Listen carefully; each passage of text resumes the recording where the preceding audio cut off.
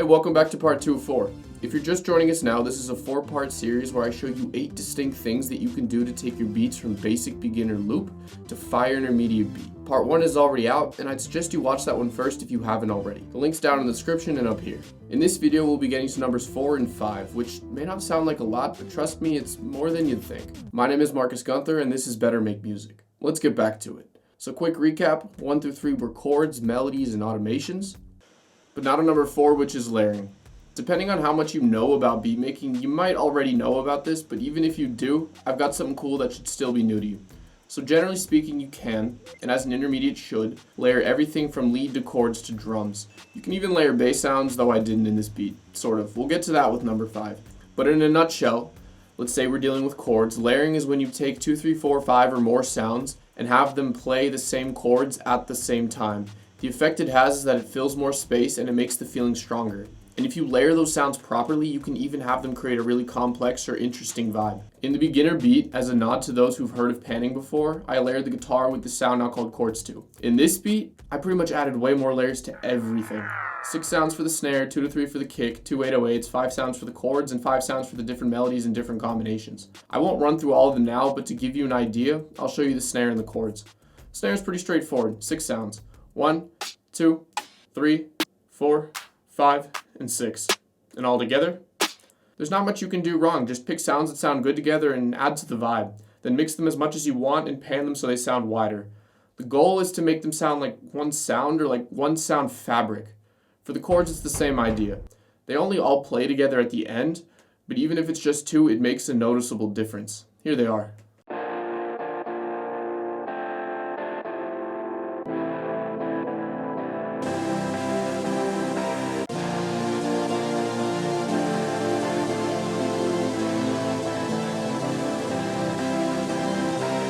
In the last video, I said that for those of you that already knew about layering, I'd show you something new.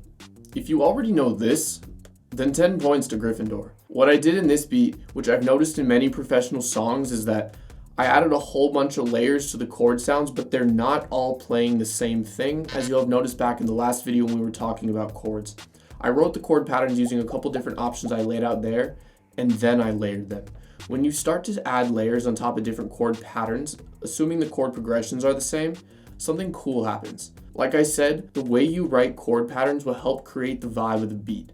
If you start stacking chord patterns, the vibes stack as well, and it only gets stronger from there when you start adding layers on top of that. That said, it may be subtle in the case of some beats, but it will pull you in all kinds of different directions if the parts work well together. The last thing that's layered, again sort of, that we haven't really talked about yet is the 808. I gave it its own section because I wouldn't really call it layered. I just used the same 808 on 2 different tracks. And that's what number 5 is. The 3 specific things I did with the 808 and what that does for the beat. Everybody's heard about slides, but what about these? I've never seen these anywhere else in this context. Maybe something similar once. Let's look at the beginner beat. So the 3 things I did for the 808, they all work together. And if you know how to count 16th notes, 1 E and a 2 E and a, I put some of those 808 hits on E and O. If you don't know how to count 16th notes, I put them between beats on these grid lines. That way the 808s either lead into a strong beat or they give an unexpected bounce out of a strong beat. I also made those notes quieter so that it's clear they're just reinforcing that main 808 hit on that strong beat. That segues well to the second thing. Between these 2 808s, there's some syncopation. That's to say in sections like this one where they're both playing together at the same time, the patterns are slightly different. So sometimes 2 808 hits play together and sometimes they bounce back and forth.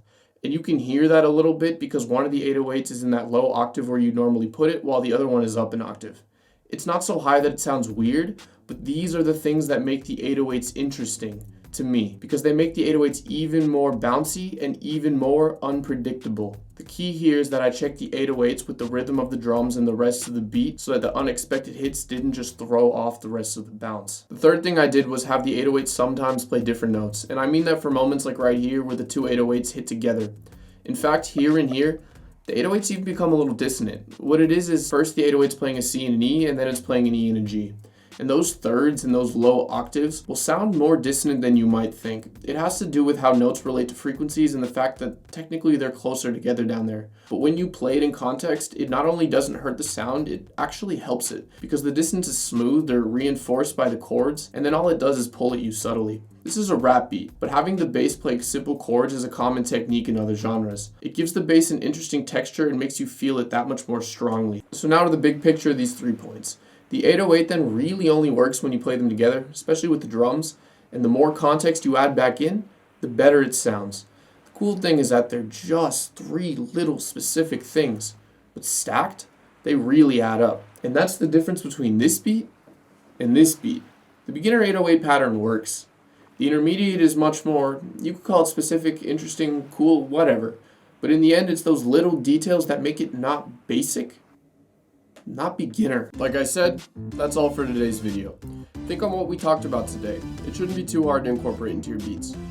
If you're still with me, and I know everyone says this, but you mind leaving a like and a comment, it helps the video out with the algorithm so that it can get to other people. And if that's you, thank you. As always, if you want to make music better, better make music. I'll see you in number 3.